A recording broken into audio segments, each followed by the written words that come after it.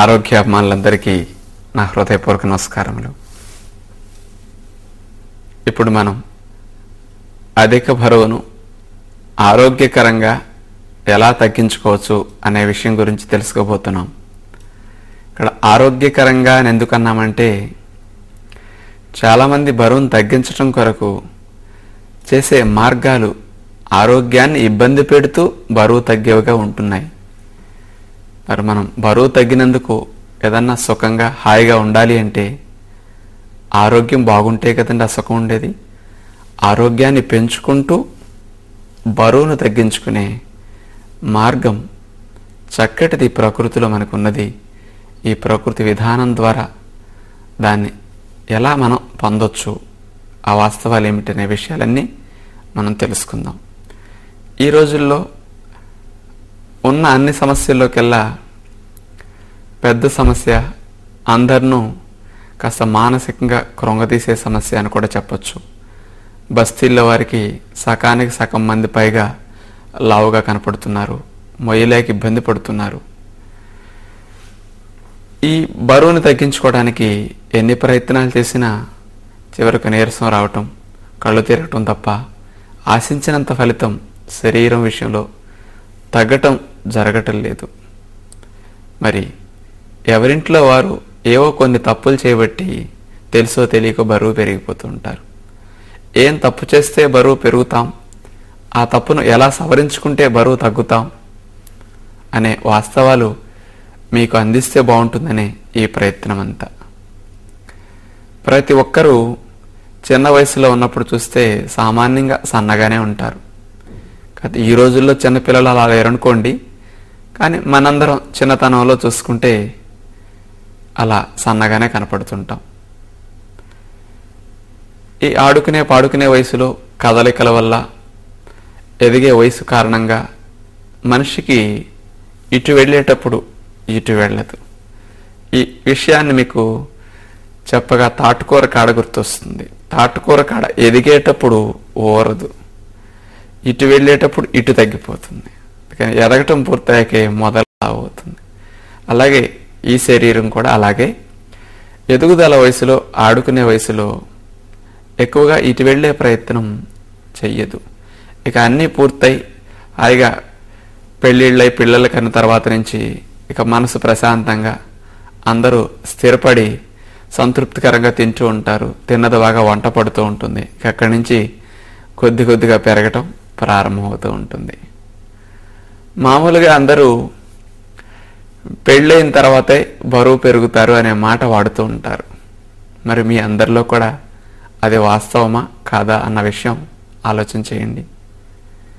పెళ్ళికి ముందు మేము సన్నగానే ఉండేవారమండి, పెళ్ళైన తర్వాత నుంచే మేము వెయిట్ పెరిగాం అనటంలో మరి పెళ్ళికి వెయిట్ పెరగటానికి ఏమిటి కారణాలు అని చూస్తే, లోపల శరీరంలో వచ్చే హార్మోన్స్ ఇంబ్యాలెన్స్ కానీ, మరి డెలివరీ సమయంలో జరిగే మార్పులు కానీ, ఇవన్నీ స్త్రీలలో కొద్ది కారణాలు అవ్వచ్చు.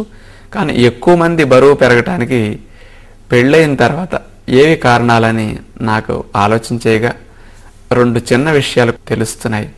ఏమిటంటే, కొత్తగా పెళ్ళైన తర్వాత భార్యాభర్తలకి మా ఆవిడ మా ఆయన అనుకుంటూ చక్కగా ఆనందంగా జీవితం సాగించడం ప్రారంభిస్తారు. ఇక ఒకరికొకరు ఎదురు చూస్తూ ఉంటారు. భోజనాలు చేసే సమయం కూడా కలిసే భోజనం చేస్తూ ఉంటారు. ఇద్దరు కూర్చుని భోజనాలు చేసేటప్పుడు భార్యాభర్తలు దగ్గరుండి వడ్డించుకుంటూ ఉంటారు. ఈవిడికి ఆయన వడ్డించా, ఆవిడికి ఈయన వడ్డించా, అలా కొసరి వడ్డించుకునే కార్యక్రమాలు బాగా జరుగుతుంటాయి. తల్లి పొరపాటున పిల్లవాడికి ఇంత ఎక్కువ భోజనం పెడితే పిల్లలు కయ్యని లెగుస్తారు. అదే కొత్త భార్య అంత ఎక్కువ పడేసినా కుయిక్కు మనకుండా తినేస్తారు. బహుశా ఇలా తింటూ అందరి విషయంలో జరుగుతుంది అనిపిస్తుంది. నాకు తెలిసి ఇలా ఎక్కువ ప్రేమగా వడ్డించుకుని తినే విషయంలో వెయిట్ పెరగటం పెళ్ళైన తర్వాత నుంచి ప్రారంభం జరగటం ఇది ఒక కారణం. ఇక రెండవది చూస్తే, కొత్తగా పెళ్ళైన అమ్మాయికి ఎంత భోజనం కరెక్ట్గా వండితే సరిపోతుందో రోజుకి లెక్కలు అంతగా కుదరవు. తగ్గించి ఎవరు వండుకోరు కదండి, కాస్త ఎక్కువే వేసుకుంటారు. ప్రొద్దున వండుకున్న భోజనం కాస్త మిగిలితే సాయంకాలం తగ్గించి వండుకుని దీన్ని ఖాళీ చేస్తారు. కానీ సాయంకాలం వండుకున్న భోజనం మిగిలితే కాస్త ఎక్కువ మంది స్త్రీలలో ఉన్న గుణం చూస్తే పారవేయటం ఇష్టం ఉండదు. ఇక అప్పుడు ఇద్దరే కదండి ఉన్నది, కూర్చుని ఏమండి ఈ కాస్త మీరు పెట్టుకోండి, ఈ కాస్త నేను పెట్టేసుకుంటాను, గిన్నె అంతా ఉడ్చేస్తాను, కడిగేసుకుంటాం, పని అయిపోతుందని అలా కొసరి అడుగు ఉడ్చేస్తారు. ఆ మిగిలింది కాస్త చెత్త కుండీలో పడేస్తే వేస్ట్ అవుతుందేమోనని దానికంటే పనికిరాని కుండీ ఇక్కడ ఇంకోటి ఉందన్నట్లుగా భావించి అడుగంతా ఖాళీ చేసేస్తారు. ఇవి రెండు పెళ్ళైన దగ్గర నుంచి కాస్త త్వరగా బరువు పెరగటానికి కారణం అనిపిస్తున్నాయి. మరి మీ విషయంలో ఇలా జరుగుతున్నదా లేదా ఒక్కసారి మీరు ఆలోచన చేయండి. అలా మనం సన్నగా ఉన్న శరీరం నుంచి కొద్దిగా వెయిట్ పెరుగుతూ చివరికి ఎప్పుడు ఆలోచన చేస్తున్నాం? మొయ్యలేనప్పుడు ఆలోచన చేస్తున్నాం. ఒక రైతు కూడా బండి లాగలేనప్పుడు అయ్యో ఎద్దులకు బరువైనట్లుంది అని అప్పుడు ఆలోచన చేస్తాడు. లాగినంతకాలం లోడ్ వేస్తూనే ఉంటాడు. అవి కాడి కింద పడేసినప్పుడు తెలుస్తుంది ఎద్దులకు మించిన భారం వేసినట్లున్నాము అని. అలాగే మనం కూడా ఈ శరీరంతో ఇబ్బంది లేకుండా నడిచిన రోజులు ఎవరూ ఆలోచన చేయటిల్లా. శరీరం పెరిగి ఏ మోకాళ్ళ నొప్పులో మడాల నొప్పులో వచ్చి అంత వికారంగా తయారైనప్పుడు అప్పుడు కాస్త శ్రద్ధ పెడుతున్నాం. కానీ శరీరం మాత్రం 1 కేజీ 2 కేజీల బరువు మనం ఉండవలసిన దానికంటే పెరిగినప్పటి నుంచి హెచ్చరిక చేస్తూ ఉంటుంది. నువ్వు పెరుగుతున్నావయ్యా, జాగ్రత్త పడవయ్యా అని చక్కగా సూచన చేస్తూ ఉంటుంది. కానీ మనం ఆ సూచనలు పట్టించుకోం. మరి మీ అందరికి కూడా మీ శరీరం ప్రతిరోజు చిన్నప్పుడు సన్నగా ఉన్న రోజుల నుంచి పెరగటం ప్రారంభించిన సమయంలో ఎలా హెచ్చరించిందో ఇప్పుడు చెప్పబోయే మాటలు వినండి. ఈ శరీరం పైన ధరించే కొన్ని దుస్తులు కానీ కొన్ని వస్తువులు కానీ మనం బరువు పెరుగుతున్నట్లు ప్రతిరోజు హెచ్చరిస్తుంటాయి. కానీ మనం ఆ హెచ్చరికలను పట్టించుకోం. ఏమిటి ఆ హెచ్చరికలు మగవారికి చేసేది? మగవారికి ప్రధానంగా నడుముకు మొలతాడు ఉంటుంది, అది టైట్ అవుతూ ఉంటుంది. మనం ముందు బరువు పెరిగినప్పుడు మగవారికి ముఖ్యంగా ఈ పొట్ట భాగంలో పెరుగుతూ ఉంటుంది.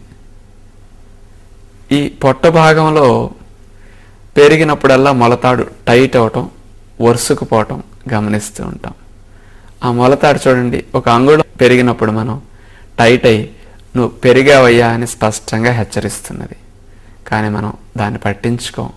ఆ మొలతాడు పట్టకపోతే దాన్ని కోసి కొత్తదాన్ని కట్టేస్తాం. అలాగే నడుముకు పెట్టుకునే బొందులు కానీ గుండీలు కానీ సరిగా పట్టకపోతే అక్కలిచ్చి మరీ గుండీలు ఎక్కిస్తాం. టైట్ అయిందయ్యా అంటే నువ్వు పెరుగుతున్నావయ్యా అని ప్యాంట్ హెచ్చరిస్తుంది. కొంతమందికి బెల్ట్ బెజ్జాలన్నీ అయిపోతుంటాయి, పెట్టుకోవటానికి బెజ్జాలు ఉండవు.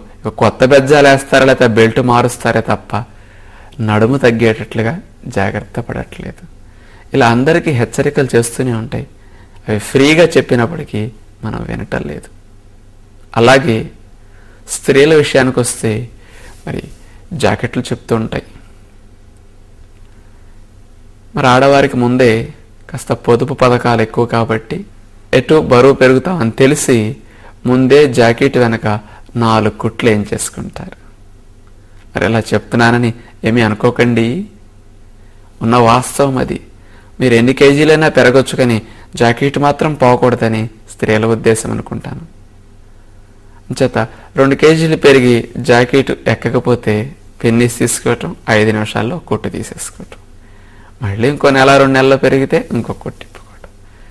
ఇలా పెరుగుతూ వెళుతున్నప్పుడు చక్కగా ధరించిన బట్ట హెచ్చరిస్తుంది, మనం పట్టించుకోకపోతే ఎలా అండి? కొద్దిగా పెరిగినప్పుడు జాగ్రత్త పడితే ఇంత అవస్థ ఎందుకు ఉంటుందండి మనకి? ఆ కేజీ 2 కేజీల నుంచి తగ్గించుకునే ప్రయత్నం మనం ప్రారంభిస్తే ఎంత తేలికండి. అంచేత స్త్రీలకు ఒక సలహా ఏమిటంటే జాకెట్లు అన్నీ కుట్టించుకునేటప్పుడు 1 కుట్టేసి కుట్టించండి. అవన్నీ పోతాయన్న భయంతోన్నా మనం శ్రద్ధగా కాస్త అవే ఎక్కేటట్లు జాగ్రత్త పడవచ్చు. మరి ఇలాంటివి మన శరీరాన్ని ఏ మిషన్ ఎక్కి తూకం వేసుకుని ఎంత బరువు ఉన్నామో, పెరుగుతున్నామా తరుగుతున్నామా అని తెలుసుకోకుండా శరీరం పైన ధరించే కొన్ని దుస్తులు కానీ వస్తువులు కానీ హెచ్చరించే హెచ్చరికలను పట్టించుకుంటూ మనం జాగ్రత్త పడటం తేలిక పద్ధతి. ఇలా ప్రతినిత్యం మనం చూసుకుంటే చిన్నపిల్లలప్పటి నుంచి కూడా మనం ఇలాంటి అలవాటు చేస్తే అందరికీ మంచిది. ఇక అధిక బరువు అని దేన్ని అంటున్నారు?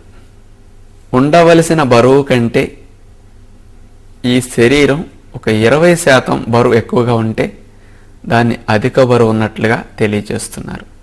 దాన్నే ఊబకాయము. ఈ కాయము ఇక్కడి నుంచి ఈ భాగం వరకు బాగా లావు అయితే దాన్ని ఊబకాయము అంటున్నారు.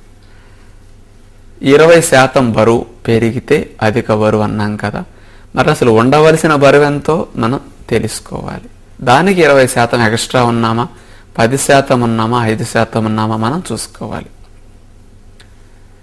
ఉండవలసిన బరువు మనిషి ఎత్తును బట్టి వయసును బట్టి కూడా ఉంటుంది. యవ్వన దశలో 4 కేజీలు 2 కేజీలు ఎక్కువ ఉన్నా మోసే కెపాసిటీ శరీరానికి ఉంటుంది. కానీ 40-50 ఏళ్ళు దాటిన తర్వాత నుండి ఇక 60 ఏళ్ళు ఆ పైబడిన వయసు వస్తున్న కొద్దీ మనం బరువు మాత్రం తగ్గుతూ వెళ్ళాలి. ఎందుకంటే వయసు పెరిగే కొద్దీ అవయవాలకు పట్టు తగ్గుతుంది, ఎముకలు గుల్లబారతాయి, కండరాలు శక్తిని కోల్పోతూ ఉంటాయి. అంచేత ఎంత తక్కువ బరువు మనం ఉంటే శరీరం దాన్ని మోయటానికి అంత తేలిక. యవ్వన దశలో పని చేసుకునే వయసులో బరువు ఉండవలసినట్లు ఉండొచ్చు, కానీ రాను రాను అలా తగ్గుతూ ఉంటాం, కాస్త మంచిది క్రమేపీ. ఇక ఏ ఎత్తుకి ఎంత బరువు ఉంటే మంచిది అనే విషయంలో కాస్త మంచిది కావలసింది లెక్కలు వేరుగా ఉంటాయి. పురుషులు ఉండవలసిన లెక్కలు వేరుగా ఉంటాయి. ఏ ఎత్తుకు ఎంత బరువు అనే విషయంలో మనకు వైద్యులు చదువుకునే పుస్తకాల్లో కొన్ని లెక్కలు రాసి ఉంటాయి. ఆ లెక్కలను అందరం చూసుకుంటూ ఉంటాం. అందులో 3 రకాల లెక్కలను వారు అందిస్తూ ఉంటారు. సరిపడ అంటే కనీసం ఉండవలసింది ఏ బరువు, మధ్యస్థంగా ఉన్నప్పుడు ఎంత ఉండొచ్చు, అధికము అంటే ఎక్కడి నుంచి ప్రారంభమవుతుంది అని 3 లెక్కలు ఇస్తారు. అంటే స్మాల్ ఫ్రేమ్ అని, మీడియం ఫ్రేమ్ అని, లార్జ్ ఫ్రేమ్ అని అలా ఆ పుస్తకాల్లో రాసి ఉంటుంది. మనకి ఈ 3లో ఏ ఎత్తుకి ఎలా ఉండొచ్చు. ఉదాహరణకి నా ఎత్తు 5-5.5 అడుగులు. నా ఎత్తుకి ఈ వయసులో నేను కనీసం ఎంత ఉండాలని పుస్తకాల్లో ఉంటుందంటే 55 కేజీల నుంచి 58-59 వరకు ఉంటే కనీసం ఉండవలసిన బరువు కరెక్ట్గా ఉన్నట్లుగా సూచన. ఇది కాకుండా రెండవ లెక్క ఏముంటుందంటే సుమారుగా 59 కేజీల నుంచి 63 కేజీల వరకు ఉంటే మధ్యస్థం, మీడియం సైజు లాగా. అంటే ఇటు సన్నమో కాదు అటు లావు కాదు, కాస్త నున్నగా ఒక మాదిరిగా కొంచెం చిరుబజ్జతో కొంచెం బొగ్గలు వచ్చి అలా కాస్త కొవ్వు పట్టున్నట్లుగా అనిపిస్తుంది ఇలా ఉంటే. ఇక లార్జ్ ఫ్రేమ్ అంటే కొద్దిగా లావు అన్నది ఎక్కడి నుంచి ప్రారంభం అవుతుందంటే నేను 62 కేజీల నుంచి 69 కేజీల వరకు వెళ్ళిపోయామనుకోండి, ఇక అక్కడి నుంచి అధికమైన బరువుకి ఇక సూచన. ఇక 69-65 కేజీల నుంచి ఆ పైబడి నేను పెరిగితే అధిక బరువు అయిపోతుంది. చూడండి, నేను 55 కేజీలు ఉంటే సరిపోతుంది, కానీ నేను ఎప్పుడు పుస్తకాల్లో ఉన్నదానికంటే 2 కేజీలు తక్కువే ఉంటా. 53-54 కేజీలే నా బరువు. కానీ ఎందుకు నేను మధ్యంలో ఉన్న లెక్కను తీసుకోవట్లేదు, మరి లాస్ట్లో ఉండే లార్జ్ ఫ్రేమ్ని తీసుకోవట్లేదు, స్మాల్ ఫ్రేమ్లోనే ఉండాలని నేను ఎందుకు అనుకుంటున్నాను అంటే నేను ఏ పని చేయను, చెమట పట్టదు, రెక్కలు కదలవు, లేచిన దగ్గర నుంచి పడుకునే వరకు ఈ నోటుతో కాస్త వైద్య సలహాలు ఇవ్వటం, ఇలా మీలాంటి వారికి ఆరోగ్య రహస్యాలు ఈ ప్రసంగాల రూపంలో అందించటం. నాకు ఈ గొంతు నాలిక ఒకటి బాగా పనిచేస్తున్నా తప్ప ఇతర అవయవాలు సవ్యంగా పని చేయటిల్లా. ఇక్కడ అంతా ఎక్కడికి వెళ్ళినా ఏసీ కారు లేకపోతే చక్కగా సౌకర్యాలన్నీ ఉంటున్నాయి కాబట్టి చెమటలు కూడా సరిగా పట్టటల్లా. ఏదో ఆసనాలు చేసి ప్రాణం చేసి పట్టిస్తుంటచ్చు, కానీ సహజంగా మా దినచర్యలో చూస్తే సుకుమారిగానే చెప్పచ్చు. ఇలా సుఖంగా బ్రతికే వారి శరీరంలో కండరాల పుష్టి కానీ, ఎముకల బలం కానీ, నరాల పటుత్వం కానీ తక్కువ ఉంటుంది.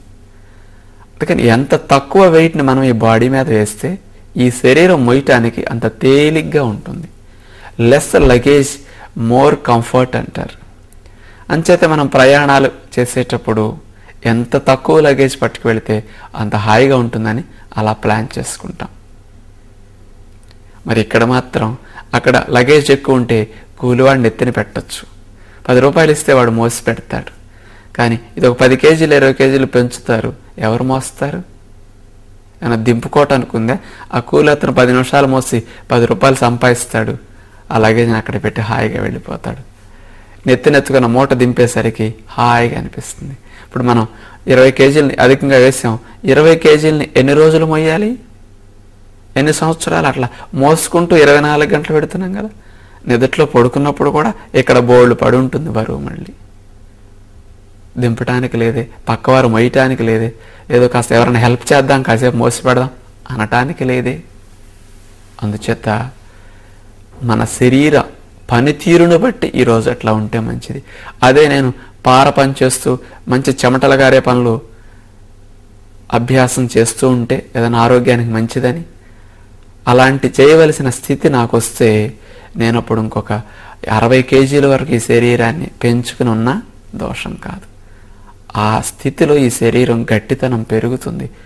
4 కేజీలు నేను పెరిగినా ఇదేలా ఉంటా, కానీ వెయిట్ మాత్రం ఎక్కువ తూగుతాం.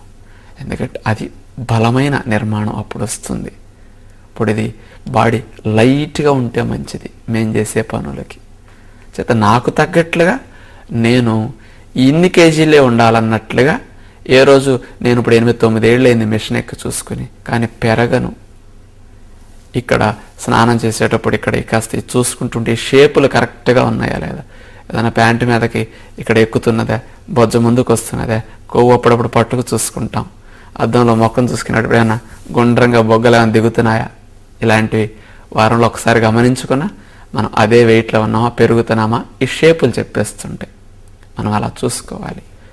కానీ పుస్తకాల్లో 3 లెక్కలు ఇచ్చారు కదా అని మనందరి దృష్టి ఎలా ఉంటుందంటే స్మాల్ ఫ్రేమ్ అంటే కనీసం అన్నది వదిలేస్తారు.